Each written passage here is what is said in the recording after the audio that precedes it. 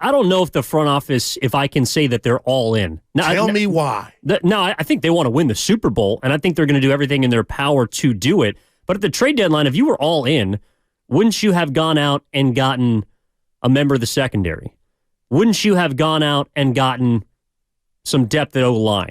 Positions that have been decimated because either the defense, the D-line, the linebackers haven't played up to par, or offensively, you have not been able to. I mean, they're scoring 17 points a game compared to the 35 they were before in the first 5 games of the season.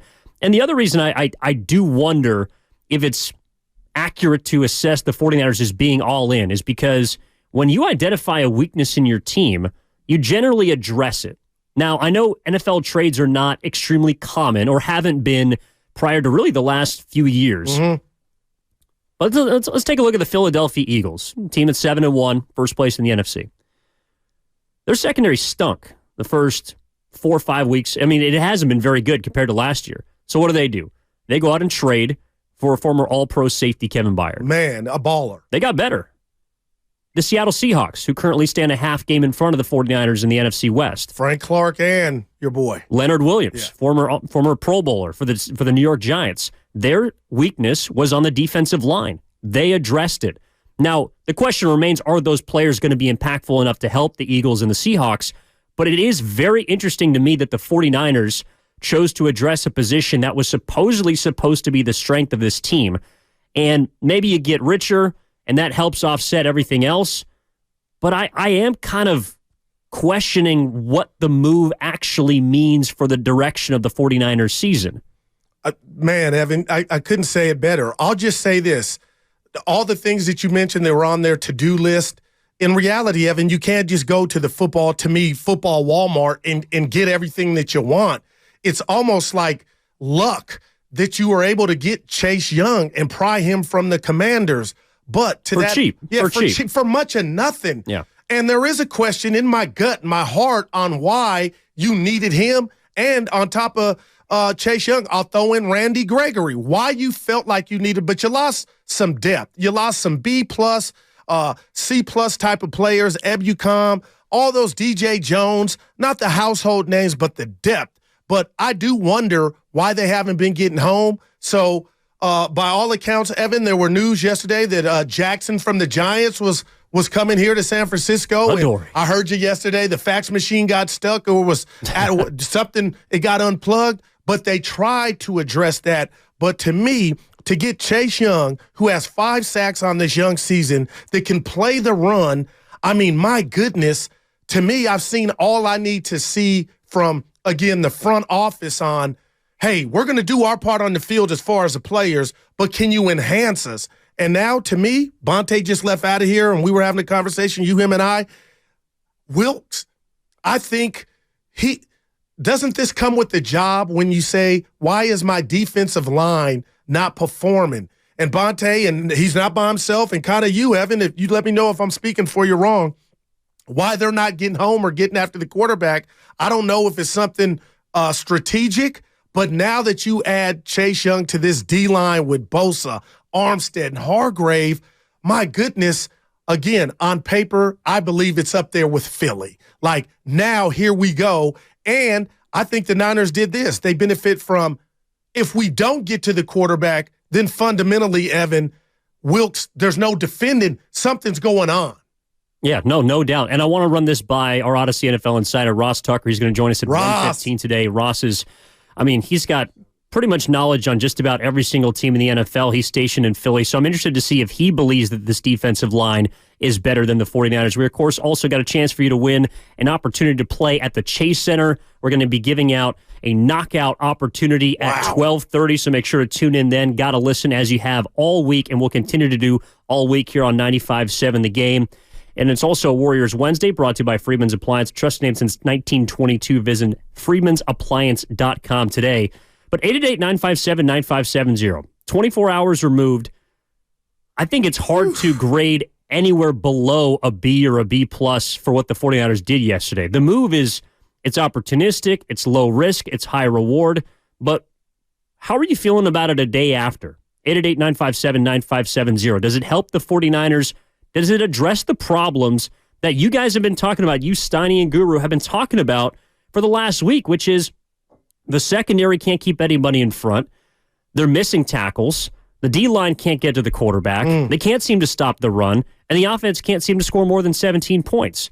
So I do think it signals to me a sense of urgency from this front office. At 5-3, you're still in the driver's seat. You're still in good position. It's a bad 5-3. But you're wondering if the season might begin to tip off the rails. Okay, so Chase Young, when he's healthy, and we know he had the ACL, just like Bosa, both Ohio State boys. But, Evan, you let me know if you got the bye week, you went shopping, you got a new weapon on the D-line. You would think this would give you an infusion, right? The team's going to come back in Jacksonville and show the world defensively. You're right. They have been holding teams, even on bad days, except Cincinnati, to 17 around that juncture. But now it's back to let's fix Brock Purdy, 30 for Purdy. The last 3 games have been underwhelming as an offense.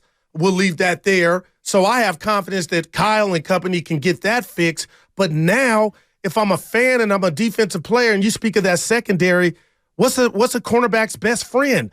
Of pass rush. And now if Chase Young is Chase Young that he was this year with the 5 sacks I mentioned, can stop the run, I think this is just no way we're not going to see just, from the eye test that, oh my gosh, they fixed the problem. And maybe I'm a little overzealous because, Evan, I'm up here like, oh, I wish they weren't on the bye so we could see this new D-line or defense. I'm going there.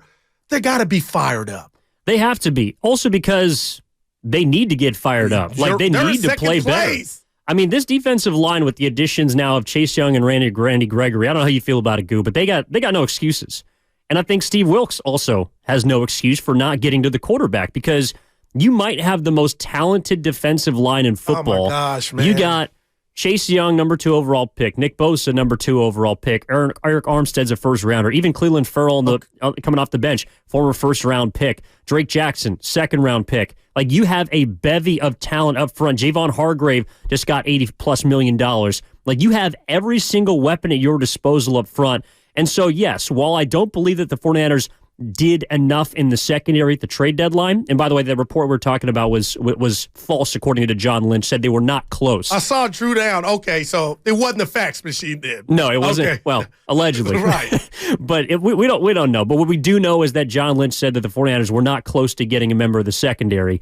And I think that also points to them trying to find trades that align with helping the team, but also not putting themselves in asset hell, so to speak. Like last year, McCaffrey essentially just cost you a second-round pick. And what did he do to your offense? There you go. Oh, my God. Okay, there you go. They didn't lose a game. Man. So, Evan, I was in the lab yesterday, and again, I just keep going to our conversation with you, Bonte, and I before he left out of here.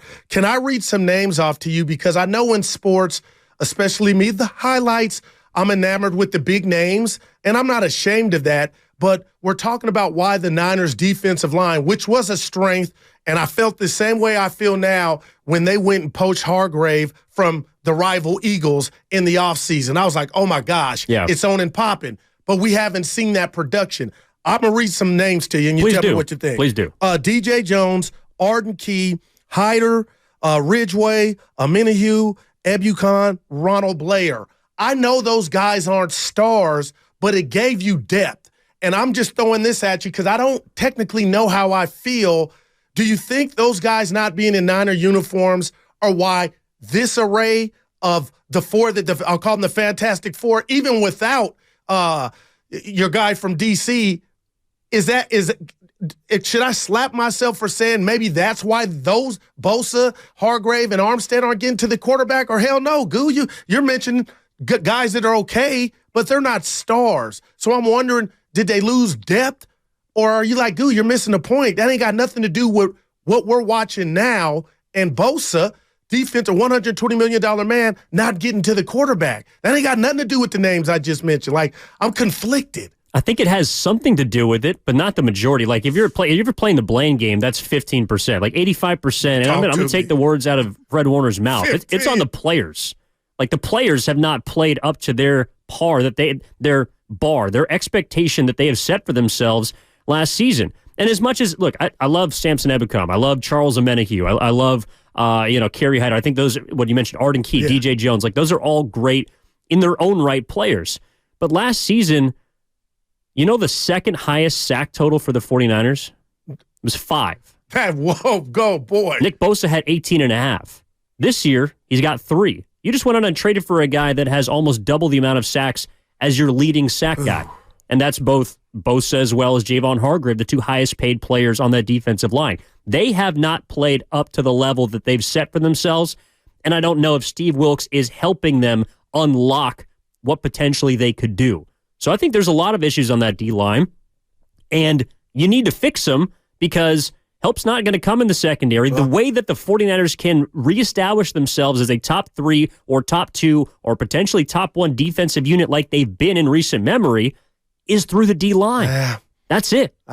I'm so with you. We got, what time did you say we had, Ross? 1:15. 1:15, Ross Tucker, Odyssey NFL Insider. And I'm going to go Kanye. I don't have the answers, Sway. You're Sway right now. Evan, I don't have the answers as to why Chase Young, this D-line couldn't cause havoc. But up until after the Dallas game, they were who we thought they were. They were dogs. So I'm telling you this. I feel like all hell is going to break loose. I'm not being negative. I'm keeping it real because it's on the board, okay? If somehow this Chase Young impact doesn't help them, then it's got to be the guy.